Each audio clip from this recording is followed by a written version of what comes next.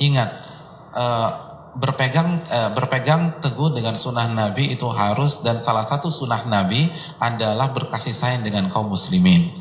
Salah satu sunnah Nabi adalah ruhama'u bainahum, surat Al-Fatah ayat terakhir. Kadang-kadang karena saking semangat membahas masalah-masalah seperti ini, kita lupa sunnah-sunnah Nabi yang lain.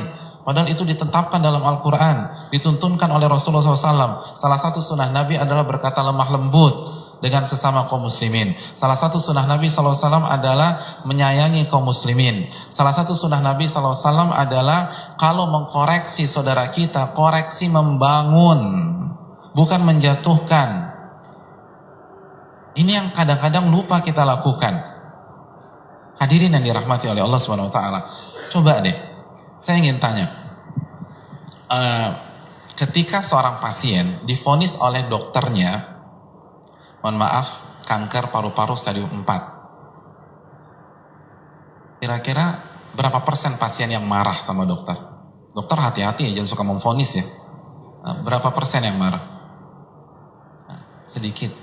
Yang nggak puas pun biasanya nggak marah langsung, tapi dia second opinion, ya nggak sih?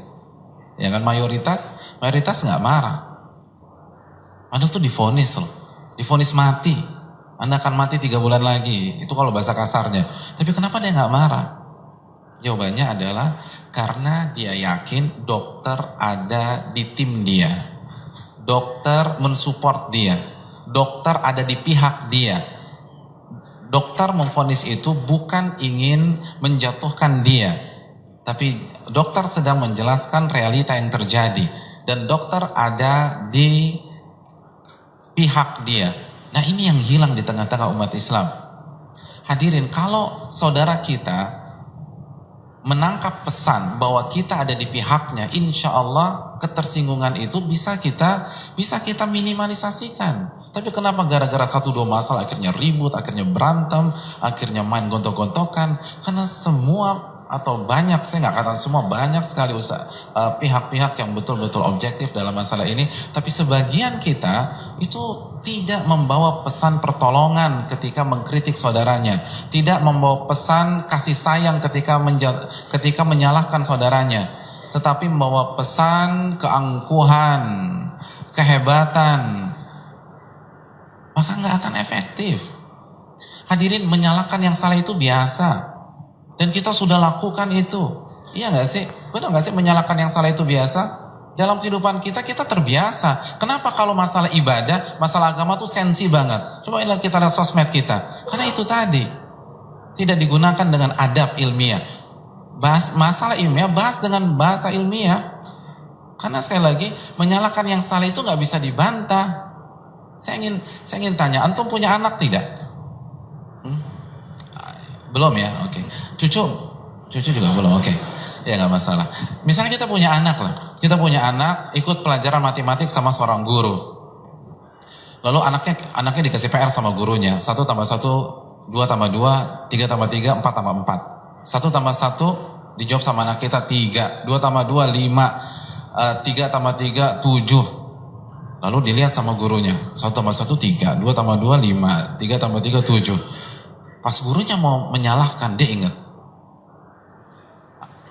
Oh iya, sesama umat Islam jangan saling menyalahkan. Akhirnya dibetulin semua, betul. Saya ingin tanya, begitu anak kita dapat nilai tersebut, dapat nilai 100. Terus dia dengan bangganya dia ke kita.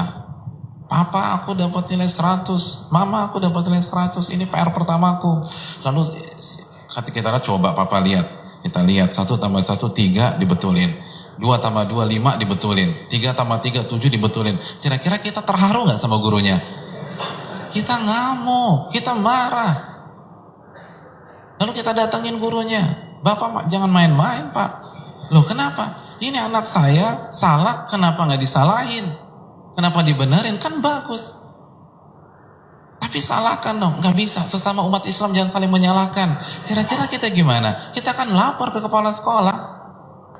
Karena kalau konsep ini yang diterapkan, maka itu sama saja membodohi anak kita. Betul gak sih? Kalau saya salah mau diluruskan ya. Kan itu Pak. Tapi kalau salahkan anak saya dengan adab, jangan dibodoh-bodohkan. Dengan santun, dengan membimbing. dengan memposisikan diri ada di sisinya. Jangan anak saya ditertawakan. Kan itu konsepnya. Kenapa kita bisa pahami konsep ini dalam kehidupan, tapi sensi sekali kalau udah bicara tentang ibadah, kalau sudah bicara dengan akidah. Hadirin sekalian, kita nggak akan maju kalau nggak ada yang mengkritik kita. Kita nggak akan bisa sukses kalau tidak pernah disalahkan orang. Dan begitu juga. Maka sekali lagi ketika kita membuka masalah seperti ini, kita harus siapkan dan buka dada kita seluas-luasnya. Dan bicaralah ilmiah, objektivitas itu mahal. Terus yang ketiga, gunakan bahasa ilmiah. Jangan bahasa preman pasar yang digunakan. Ada sebuah konsep dalam dunia ilmu, al ilmu rahimun baina ahli. Ilmu itu membuat sesama penuntut ilmu saling menyayangi, sesama majelis taklim saling menyayangi, sesama umat Islam saling menyayangi, bukan saling menjatuhkan dan saling menghancurkan, saling menyalahkan. Apabila itu salah itu biasa. Buka pintu diskusi dan saling membawakan dalil dengan adab, dengan kesantunan. Dan itu yang terjadi di dunia para ulama. Dan ini yang disayangkan, banyak terjadi kesalahan di tengah-tengah kita.